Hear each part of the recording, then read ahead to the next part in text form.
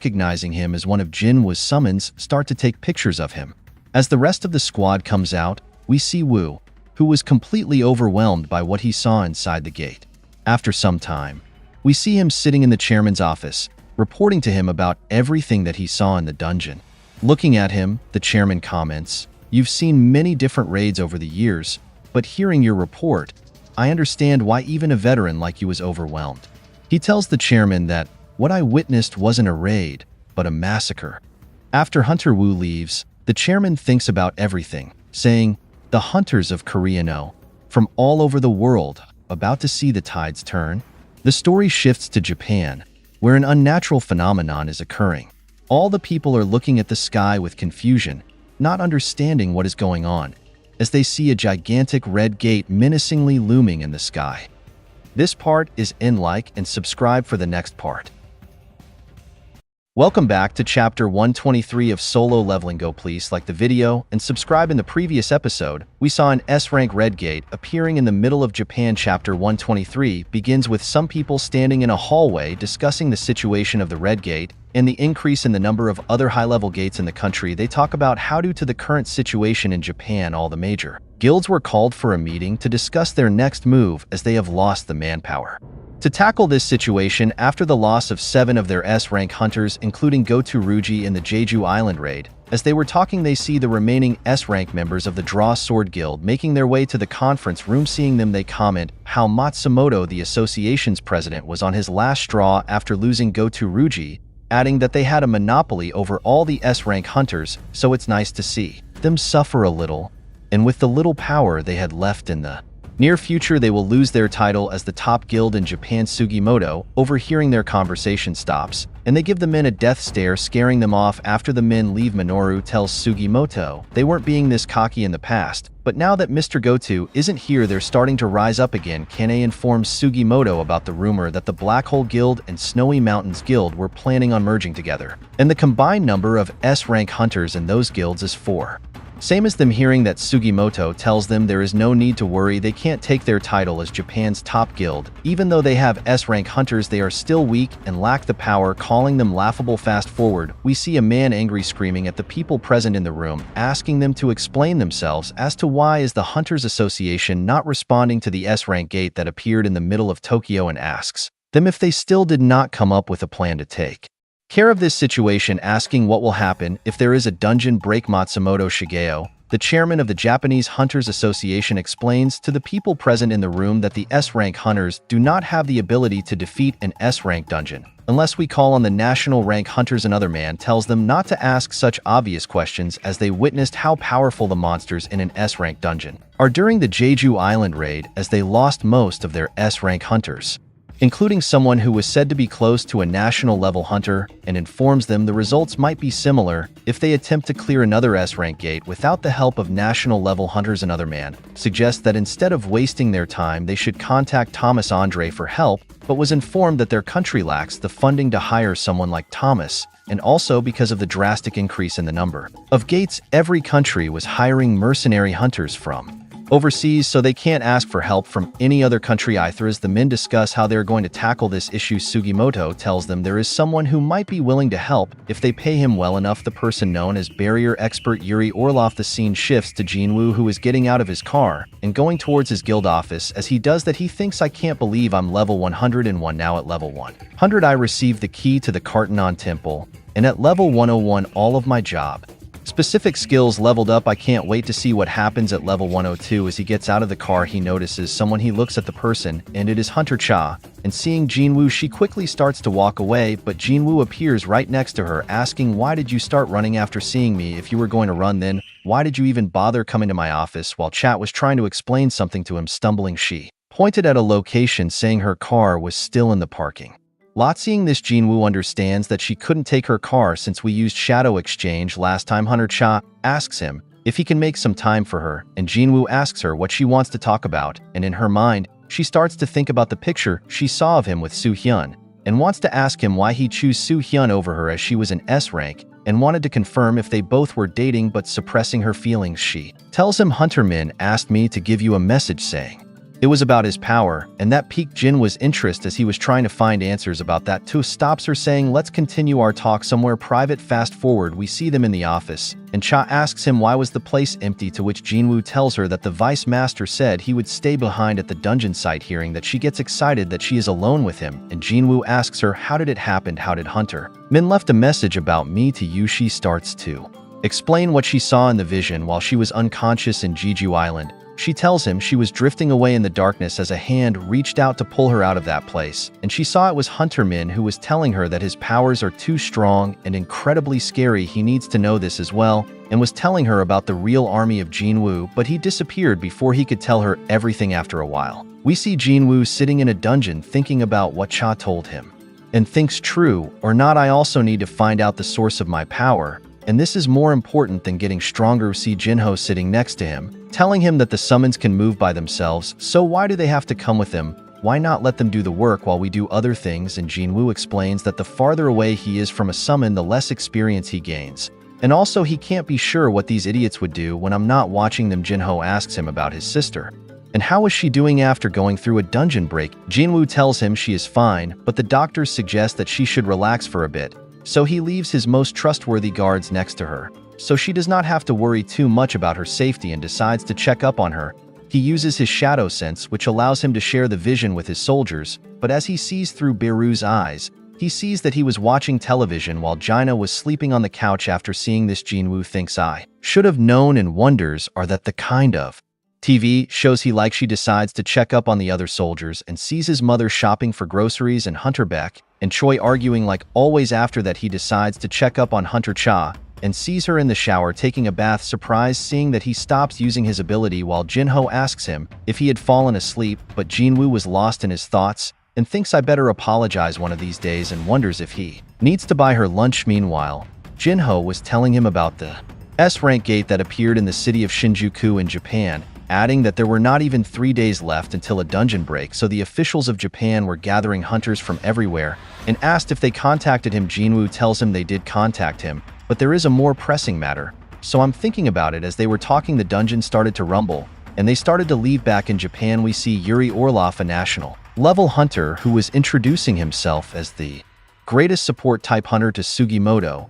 He tells Sugimoto that I read the report sent over by the Shortsword Guild. It was a good choice to evacuate the citizens, and mocking them asks if it was true that due to the lack of manpower, Japan can only send 6 S-rank hunters. Sugimoto tells him yes, as in order to take care of all the A-level gates that appeared in Japan, they needed at least 1 S-rank hunter to remain per guild, telling him that their guild will also leave 1 S-rank hunter behind, and the 3 of them will come help in the dungeon.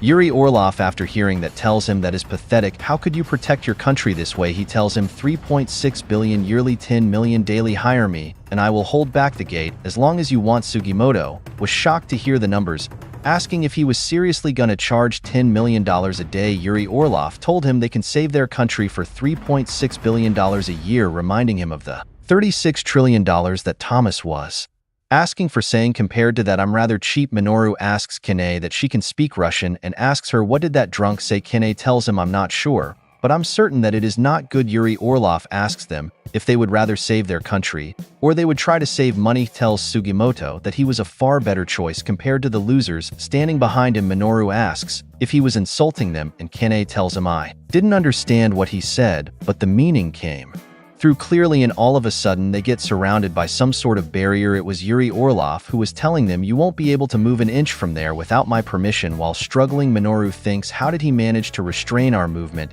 even though we are S-rank? With a grin on his face, he tells Sugimoto, I'll stop that S-rank gate of yours, and he'll even let them off free of charge. How about that? I think you should be satisfied. Now Sugimoto, seeing no other option, tells him I have confirmed your abilities, and tells him he needs to make a call first. Back in Korea, we see Jinwoo getting ready to go to the double dungeon. As he is preparing, his mother tells him your mother doesn't have to worry about anything, right? And Jinwoo tells her not to worry as he just has an appointment. After the timer was up, the key revealed the location of the gate. It was in Jinoa's school. As Jinwoo arrived at the location, he saw Hunter Association agents standing outside the gate. He approached them and asked how long has it been since this gate appeared. The person tells him 3 days. They tell Jinwoo that it was only a C-rank gate and a hunter assault squad entered in there about 2 hours ago. Jinwoo tells them that they must call them all back as the assault squad is in danger, otherwise they will die. He starts to enter the gate saying he'll return with the assault squad. Meanwhile, the assault squad was making their way inside the dungeon. They stopped in front of the boss room as the door was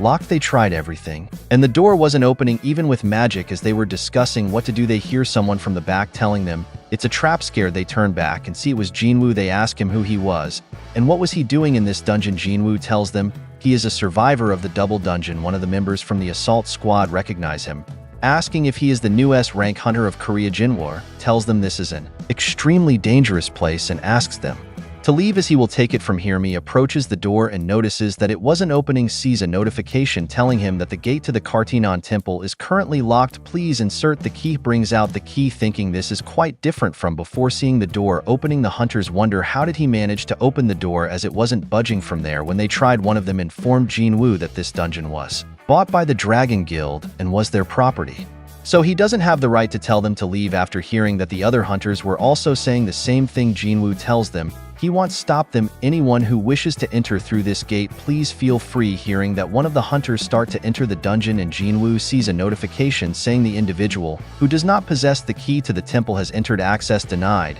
and all of a sudden a statue comes to life and swings his sword at the approaching hunter, and as the sword was about to land, Jinwoo grabs the hunter from the back and pulls him out of the room, tells them all the monsters in this dungeon are like that, and asks if they still want to enter. As he starts to enter the dungeon, he instructs the hunters to leave this place and contact the association, telling them that a double dungeon has appeared. He starts to enter the boss room. After he enters, the doors close behind him, preventing anyone else from entering. As he makes his way inside the dungeon, all the lanterns in the room start to light up, and he sees many stone statues placed inside. On the side, there was a statue with wings that had a stone slab in his hands with writing on it. As he enters, he sees an entity sitting in between all the stone statues. As Jinwoo approaches it, he said, "It all began here. I've returned, but it's different now, thinking I can clearly feel it through my bones." Looking at the statues, he says these things aren't monsters, nor are they living beings. They're merely puppets of someone or something. He says there is only one thing that emits magic in this room, and approaching it, he asks, "Won't you say anything? Why don't you answer me?"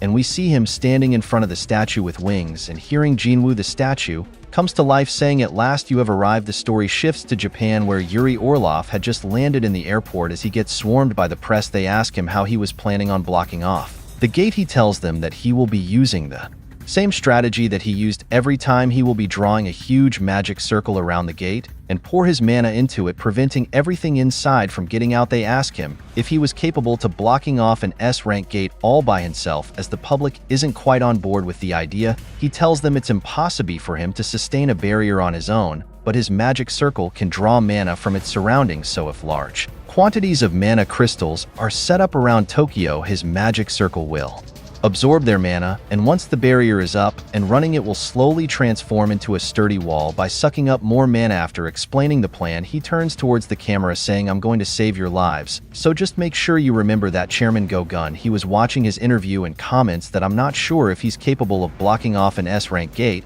but I'm sure of what will happen if he fails." She asks Wu what Shunter Esun Wu up to these days. Wu informs him that he's currently raiding gates in Seoul, Sayar, adding the Ajin Guild has requested entry permits for all the gates marked O, and that least that tells the chairman. However, because they spawned in districts managed by the White Tiger Guild, Hunters Guild, and Fiend Guild, there could be some friction. The chairman asks Wu if the Ajin Guild said anything else. Wu tells him they asked if they could take care of the nearby gates for the next week due to unspecific reasons. Hearing that the chairman gives them the permission after the briefing, Wu excuses himself, saying he was receiving a call. After picking up the call, the person informs him that they just received a report of another gate appearing in the school that was recently attacked by a group of orcs. Wu asks him if it is serious, and the man tells him it doesn't seem like serious, but a double dungeon was discovered inside. He goes on to say that there was another thing, that Hunter Jinwoo had entered the double dungeon, and we see Jinwoo standing in front of the statue that had started to move. The creature breaks the stone slab, saying, "I see you have finally made it this far." Seeing this, Jinwoo asks the thing if it was okay to destroy that stone slab, and asks if he was the one who called him here. The creature tells him yes, and Jinwoo asks if he was a monster. The creature replies that he was asking the wrong questions, as instead of asking who he was, he should ask him about the identity of himself. Tells Jinwoo that now the final test will begin if you are still standing on your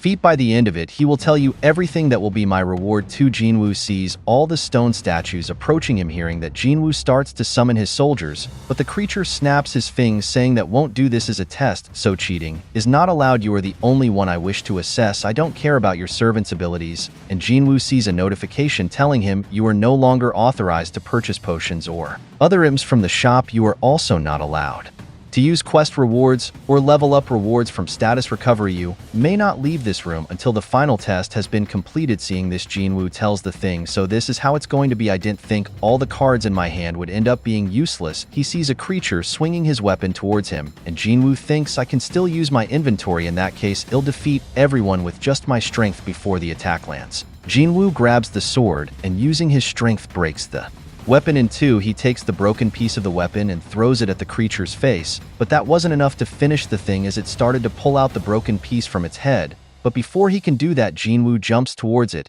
and kicks the weapon even deeper inside its face. Seeing this, the rest of the creatures start to attack Jinwoo, but he was too fast for them. He started to dodge all the incoming strikes and leaps in the air, and before the creatures could react, he stabs one of them in its head, taking it out of the fight. He notices another creature in the distance that had launched an arrow towards him. Seeing this, Jinwoo uses his dagger, slices the arrow into two, and kicks one of the pieces back at the creature, destroying its face in the process. As he took out more of the creatures, he thought, I've been waiting for this moment. Not just that, I was living for this moment. Seeing Jinwoo take out all those creatures, the entity was impressed. He tells Jinwoo, you have achieved so much with the body of a human. I am truly impressed. And we see the thing hovering in the air, observing the fight. As the fight drags on, Jinwoo thinks these statues looked like they were teleporting before, but now I can see their movements. Every one of them is strong, but I can do this. The entity tells Jinwoo, truly impressive growth, but it is still too early for this test to end. Jinwoo hears rumbling in the room. As he looks back, he sees a gigantic statue walking towards him, the creature even towering over the monster that he was currently fighting. And seeing Jinwoo, the entity started to smirk. The scene shifts to the chairman's office where Go-gun, he is in a meeting with some people. A person hands him some documents saying this contract stipulates that he will give up the right to all the essence stones on Jeju Island.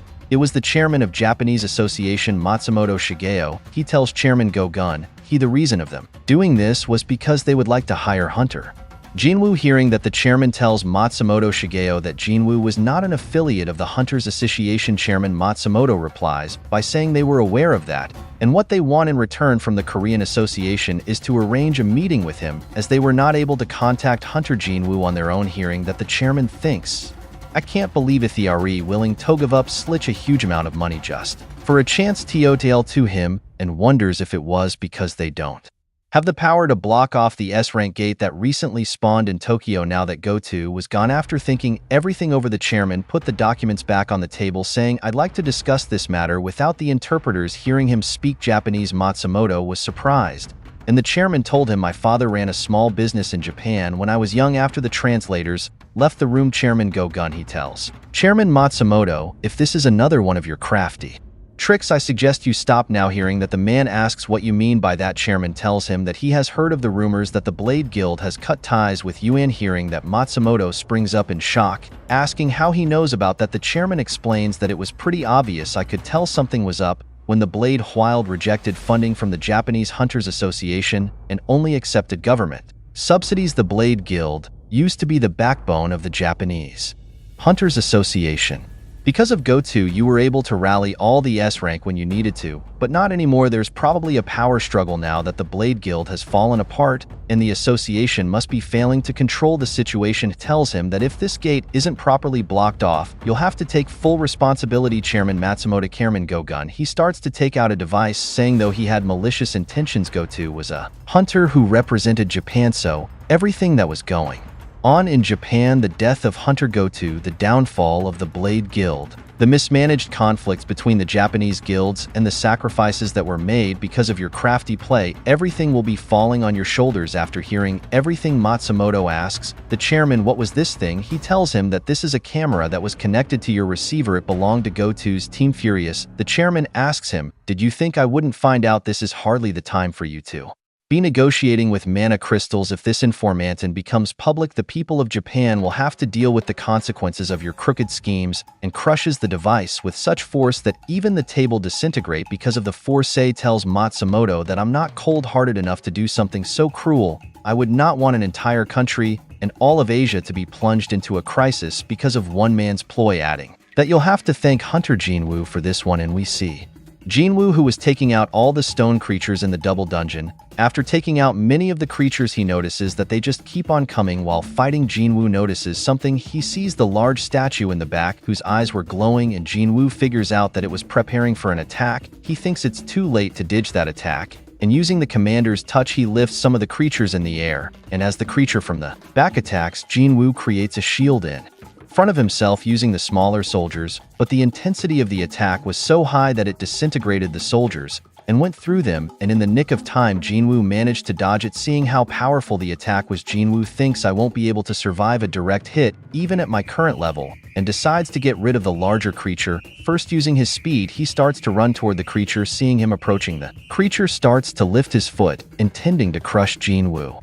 As the creature slams his foot back at the ground, creating a huge crater on the ground. Seeing this, the creature smirks, thinking it managed to take out Jinwoo, but to its shock it sees Jinwoo, who was still coming towards him. Seeing an opportunity, the creature started to charge up another attack. Seeing this, Jinwoo decided to combine the speed with Monster's authority skill, thinking that will allow him to go straight for its blind spot. Combining his skills, he pulls himself towards the creature's shoulder, dodging the laser in the process. As he does that, he notices the gravitational pull has gotten incredibly strong, as he only used a fraction of his mana, but it still worked on a target this large, thinking the upgrade made a huge difference. Seeing an opportunity, Jinwoo prepared to attack and used the skill of mutilation, hitting the creature directly in the face, but was shocked to see that the Demon King daggers that can usually slice through anything only managed to scratch this creature. Seeing this, Jinwoo decides to use brute force and prepares to target the crevice. He grabs onto the creature and using his super strength strikes the creature in the face, and the attack is very effective as the creature starts to panic. After seeing this, the first creature said, I never thought he'd use that kind of attack against my marvelous creation. Meanwhile, Jinwoo was continuously punching the thing, puts all his power in one last push, saying, I'll show you what it really means to be level 103, and strikes the creature so hard that it falls to the ground. After taking care of him, Jinwoo jumps down between all the smaller monsters. Seeing this, they start to attack, but using Dominator authority, he slams all of them to the ground. After taking care of all the creatures in the room, he starts to walk up to the one that was hovering over him. As he does, the creature applauds him, saying that was impressive, and Jinwoo reminded of the promise that he was going to answer all of his questions. Hearing that, the creature tells him that the test isn't over yet, as he was still alive, and Jinwoo sees an urgent quest stating that your heart will stop beating if you fail to defeat the enemy in the allotted amount of time, that was 10 minutes, and the creature tells him that I am our final test. Jinwoo once again asks him who he was, and with a smirk on the face, the thing tells him I am the architect of the system, and asks if he was satisfied with the answer. While outside the dungeon, Hunter Wu had arrived along with 7 elite hunters from the association. As he walks towards the gate, he thinks, I already know they're not enough to help Hunter Jinwoo. I'm just preparing for the worst case scenarios. He approaches the gate. He senses an overwhelming amount of mana coming from it. He asks if anyone else is picking this up. He stands there in horror, thinking, where is this bone-chilling aura coming from? I feel a terrifying storm of mana. He asks if there are any more major guilds near them on standby. The hunters inform him that the Hunter Guild is on standby to raid. Wu asks about the 2S rank hunters, if they will be participating, and the men tell him both Hunter Cha and Hunter Choi have agreed to participate. Tells the men to ask them to join in this raid as they need their cooperation. While thinking, what the hell is Jinwoo up to back in the dungeon? The architect and Jinwoo prepare to face off. The creature turns its wings into arms and with incredible speed approaches Jinwoo. He punches him so hard that Jinwoo goes flying away in the distance and crashes into a wall, not giving him any time to recover. The thing attacks him again, but Jinwoo manages to dodge the attack. As he was trying to create some distance between them, Jinwoo sees more fists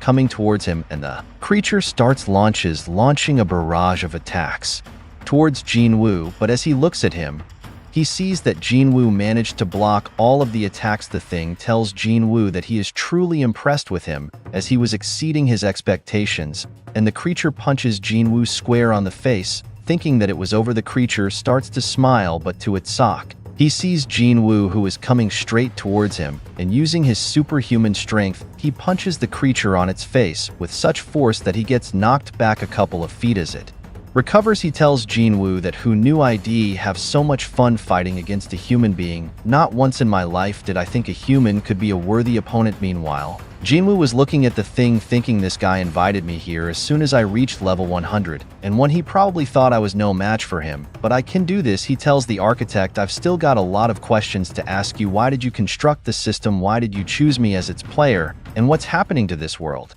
Right now, hearing that the creature leaps towards Jinwoo saying, maybe you think you might not get all the answers if you kill me, and seeing him coming, Jinwoo starts to create distance between them, thinking close combat puts me at a disadvantage and uses his dominator's authority. The creature seeing this asks him if he was planning on attacking from a distance, saying it's no use, and Jinwoo sees a huge explosion in the room. He thinks he can use the same skills as me, which means my long distance attacks are pointless too. The creature tells Jinwoo that it doesn't matter whether you kill me or not because the answers you will receive are already predetermined, and calls all the weapons the room to his hand. She explains that the answers have been predetermined since the moment I first designed everything. Hearing that, Jinwoo asks, how were you able to design all this? And how were you able to give me such powers? The creature tells him that I didn't choose you. In fact, I was against the idea. Explaining that I am simply the architect and moderator of the player breeding system. Jinwoo looks at the time to see how long he has before his heart stops beating. He had 6 minutes left. So he thinks, I don't have time, I have to face him head on. As he was thinking, he sees the architect in the air who was coming straight towards him, saying, I am going to use full force for the remaining time. It struck, but Jinwoo was gone. Without wasting a breath, he ran towards Jinwoo and started to launch a fury of attacks, but Jinwoo was dodging all of them. While thinking what was going on, how are all of his senses getting sharper, and thinks he can do this. While thinking, I can sense all of his movements, and manages to land an attack on the thing's face. Seeing this, the architect thinks I am using full force. How is he able to block all of my blows and then attack in response, and notices that Jinwoo was getting even faster. Jinwoo manages to chop off one of its arms. Seeing this, the creature thinks I am inside fake body, but I can't believe he's capable of inflicting pain on me. Looking at Jinwoo, he realizes something and wonders if that was the reason he was chosen, saying it's only a small fraction, but it's mixed in there. He screams, saying you're just a mere human, how dare you, and starts to resurrect all of the defeated soldiers. And Jinwoo sees that he has 3 minutes left before he loses this fight. He starts to sprint toward the creatures and, using his dominator's authority, and takes out all of the minions. The gigantic soldier throws a punch towards him, but he manages to dodge it, and after closing the distance between him and the architect, starts to attack it with inhumane speed and manages to cut off another one of its arm, but gets hit in the process and gets launched back, hitting something in the back. As he turns around, he sees a familiar soldier standing behind him. Seeing him, Jinwoo gets angry, as last time they faced off, Jinwoo almost died by his hand, so as payback, Jinwoo splits its head in two by hitting it with an elbow. After that, he turns his attention toward the architect and slices the rest of its arms off. With 2 minutes left, he puts everything in his last attack, and a large explosion occurs, covering both of them. And as the dust settles, we see Jinwoo standing on top of the defeated enemy. The architect tells Jinwoo that the test was over. It tells Jinwoo that the answers lie within you, and a notification pops open in front of him, stating the data stored in your memory.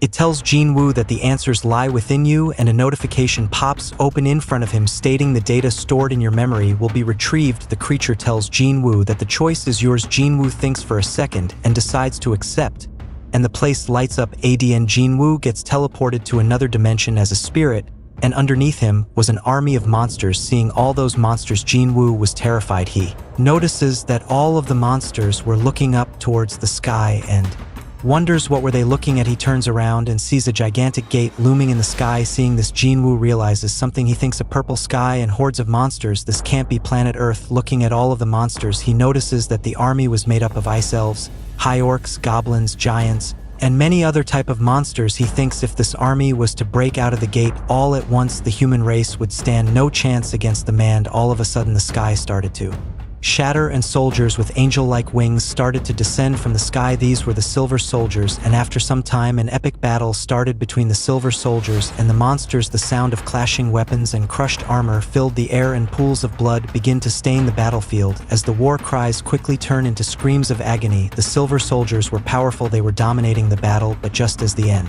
drew near for the monsters, the Silver Soldiers suddenly came to a halt. One by one, seeing another entity had entered the battlefield. Jinwoo was shocked to see the creature's ability, as he recognized it as the domain of the monarch, and seeing the creature using shadow extraction on all of the dead monsters present in that realm, he recognized the entity as the Monarch of Shadows, as it created an immortal army that will never die. Seeing all the monsters getting back up, Jinwoo thinks the monsters sacrificed their lives, but death wasn't the end for them, as their blood grew dark and dense, granting them a newfound strength. Looking at the number of soldiers, Jinwoo thinks that he can summon so many shadow soldiers. I can't even compare to him. After that, he saw the fallen monsters emerge from death's embrace and storm toward the Silver Soldiers.